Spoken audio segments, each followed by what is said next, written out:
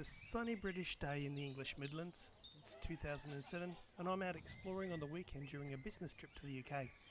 Warwick Castle, built by William the Conqueror during 1068.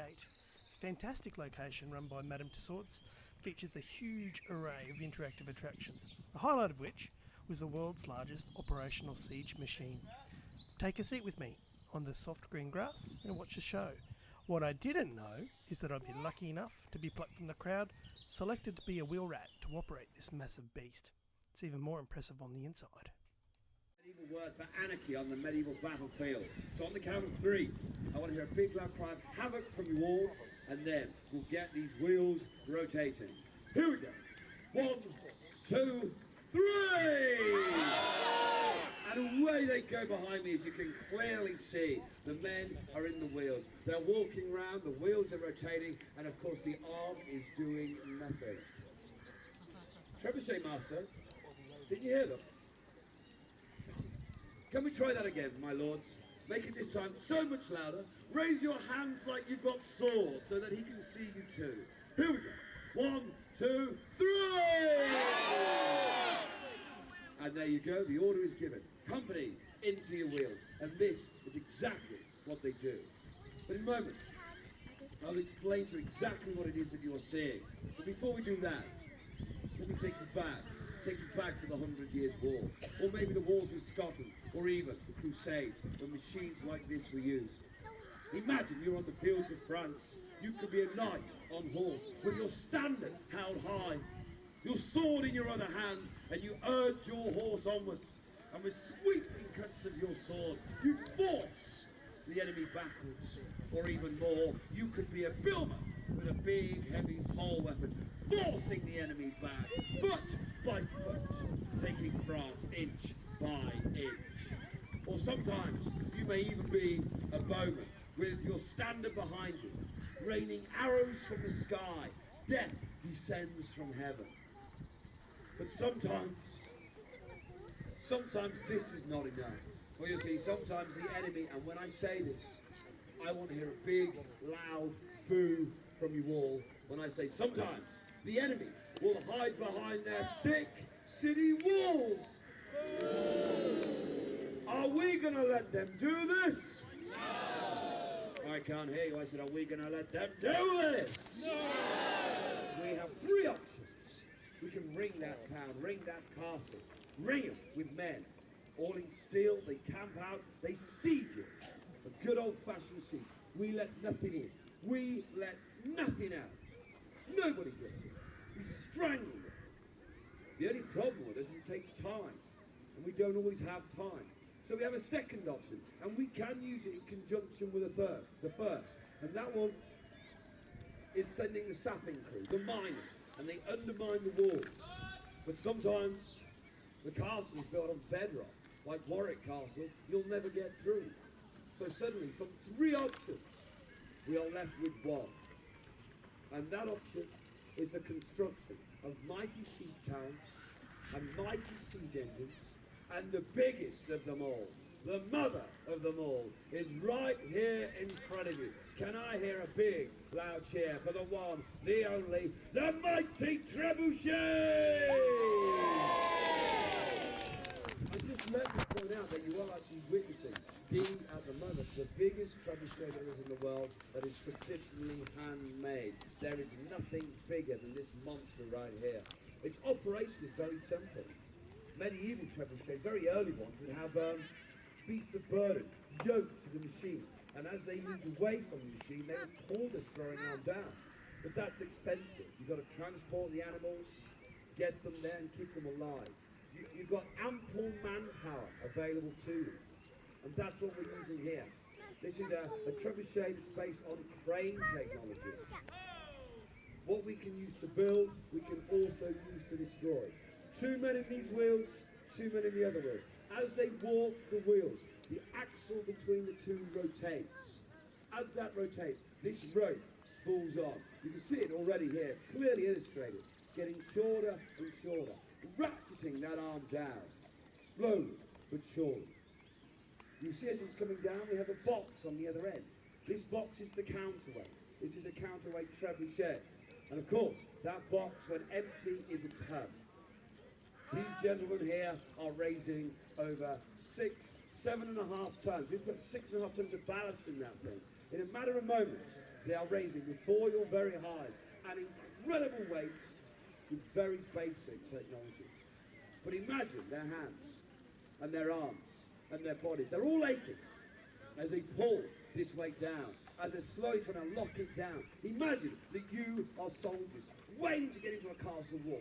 You're impatient, but these men are in the wheels and they're slowing. They need some inspiration. So I want everybody here to urge them on to greater efforts. On the count of 3, shout, come on! 1, 2, 3!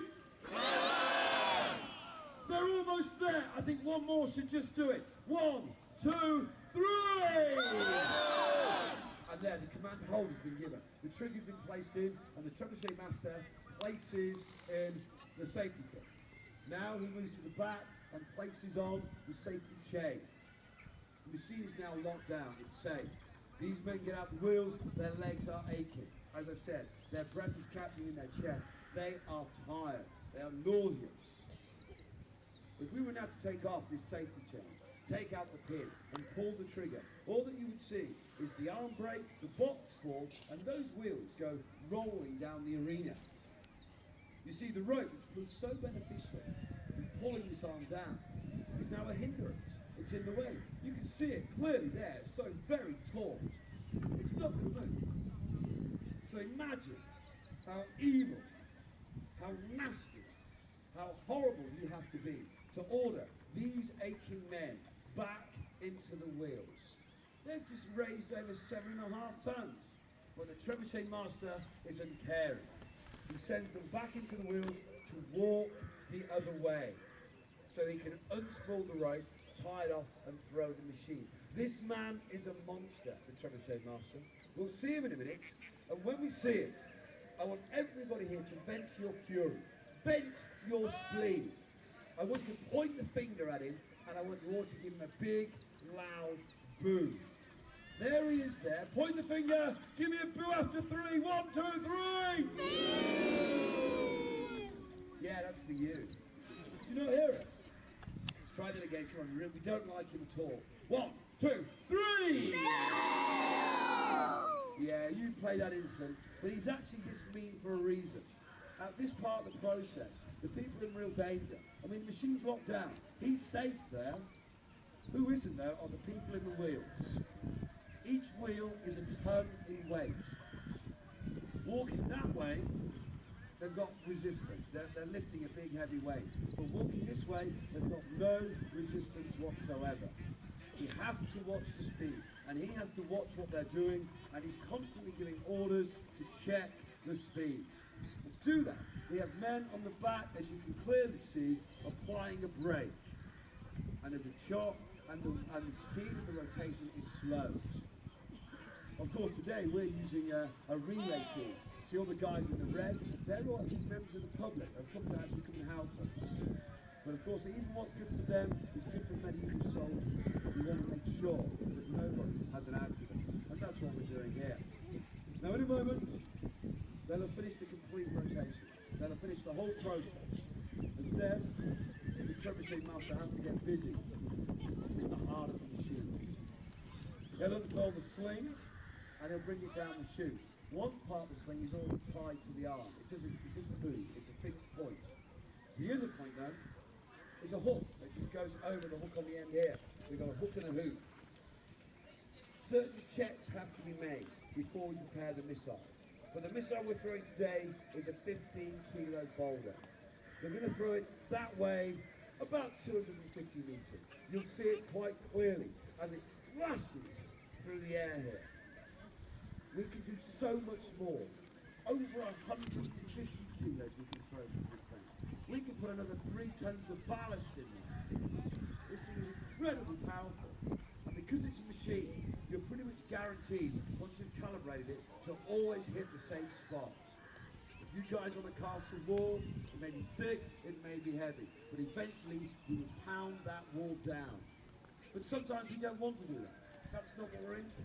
Sometimes we want to take that town. We want to take it in one piece. To do this, we use fireballs. burn out all the wooden hovels and all the wooden shacks, and then get everybody out. They'll all leave, leaving important stone buildings behind. A fireball offers you so many options. Another option, ceramic pots and quicklime. Send those flying over the walls, and as they hit the cobbles, they break, they shatter, clouds billow up. Now, the problem with quicklime is when it makes contact with water, it burns like acid. So imagine that acid burning as it touches the eyes or in the mouth. My favourite, of course, is none other than, who likes horses here? You all like horses? I love them when they've been dead for a few days. And they're really maggoty, quite horrible, and you stick them in the chute and then you send them straight over the walls. Perfect. Very early germ warfare. And if it gets the well, it's all over. Now, of course, they're still finishing this process. It's probably the last part to do. And once this is done, the trebuchet master himself will be checking small things, making sure the ropes are correct, even the hook on the very end of the throwing arm. This needs to be checked to make sure it's the correct shape. It's got the correct curvature on it. If it flattens out too much, it'll release the hoop off the hook too soon, and the missile will go that way there, straight into those lovely white heads. If it's too pronounced, it won't release in time, and it'll spool the ball straight up. It'll spill out, go up 150 meters, you'll see it clearly, and then you'll see it descend. And it can come straight back down on the machine, destroying the very machine itself, and possibly injuring the trebuchet master, which is not something that we obviously want to happen. If all is in readiness and all is well, we'll send it that way there. It's gonna look great. Now, of course, they've come to the end.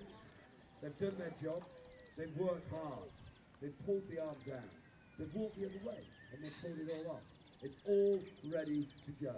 Our trebuchet winders have worked incredibly hard. Remember, they're members of the public who've agreed to help us. So, my lords and ladies, please show your appreciation. I want a big loud cheer and a round of applause for the Warwick Castle Winders! Quick advert, by the way, quick advert. If you want to go a bit late, we shouldn't get at 4 o'clock, and I believe we're throwing a fireball then. However, if you want to walk the wheels, if you want to talk to the crew over here, they'll sign you all up. We've got 6 spaces. They do go very quickly. If you're interested, come and have a chat. Now, of course, you see the hook, I've been told. I've told you about that check already. Remember what it is that you're seeing. This is an immensely powerful machine. People often call it a reproduction. I don't see it as that. I see it as the real thing. This is over 300 pieces of ash and oak. Only bits that are nailed are the wheels. Everything else is clamped, doweled, and wedged. It's an incredible piece of engineering. If I could take it apart now, and we can take every single piece apart. The wheels themselves come off individually, and we'd float it down the river. And if I could float it to the 14th century, outside the walls of Stirling, and put this thing back together, they wouldn't see it as a reproduction. They would see it as the real thing. The trebuchet master of the day would know exactly what he's doing, and he would use it thus. Now, I've been given the command, ball loaded. This is a direct command for me to get out the way, because this is quite dangerous. The trebuchet master is checking the last few checks that he needs to do. Remember what it is. It's over 30 tons, 80 meters high. It's a powerful monster. The safeties have been taken off. The chain's gone. The pins removed. All that's holding this immensity is, of course, a trigger, and that's a small piece of metal. And the person who's going to pull the trigger is the trebuchet master. He's right in the shadow of this amazing monster. It's so powerful. If anything goes wrong, it'll flatten it. So, of course, we take his health and safety very securely. So to avoid that, we insist that he wear upon his head a little tin hat. I don't know why, but of course he quite likes it. Now, of course, he's a wily old dog, and you know we don't like him already, and he will not take responsibility for this firing alone. He needs you guys to help him. Are you ready, Trebuchet Master? We're going to count down from 10 down to 0. Now, he's got that helmet on, so he can't hear you. He needs to make it nice and loud. So here we go. 10, 9, 8, 7, 6, 5, 4, 3, 2, 1, 0.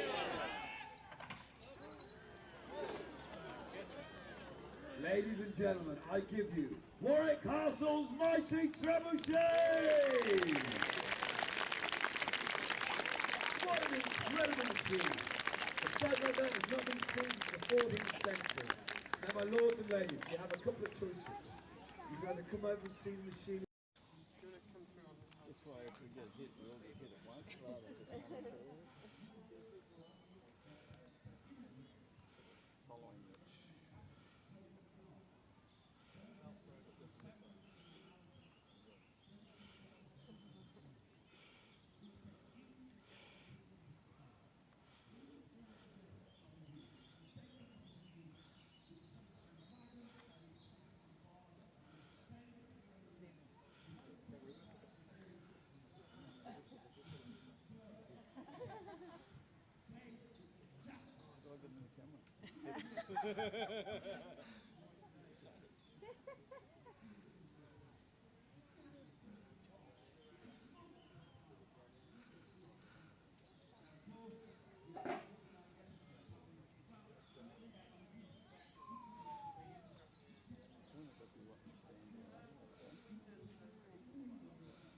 Well, they haven't even got the ball yet. Oh, wait. We can try and-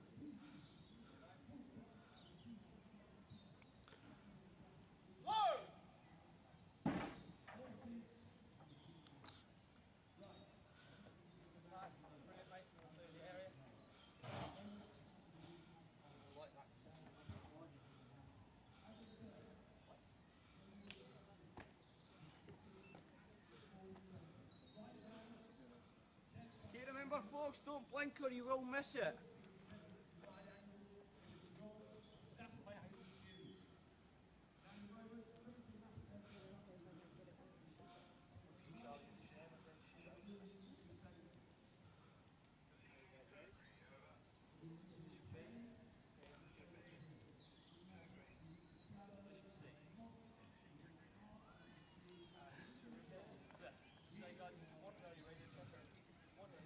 Okay, can we get everyone out onto this side of the rope with their backs against the rope? We can't have you under the table during the shot, obviously. Chain remove! Chain remove!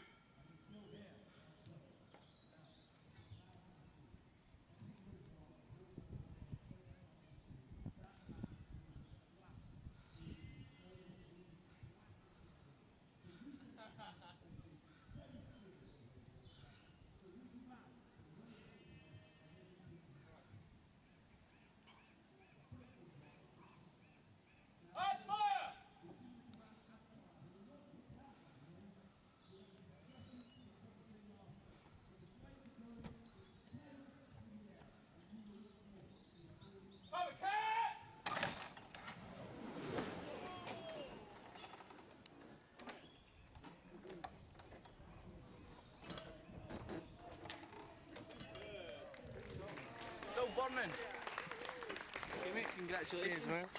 Congratulations, everybody. Excellent. Cheers, man. Thanks, guys. Right, if you just stay here until the arms come to a stop. Now, give you the exact measurements. 18 metres high is weighs 22 tonnes. If you go down the pub tonight, it could be 40 metres high and weigh 50 tonnes.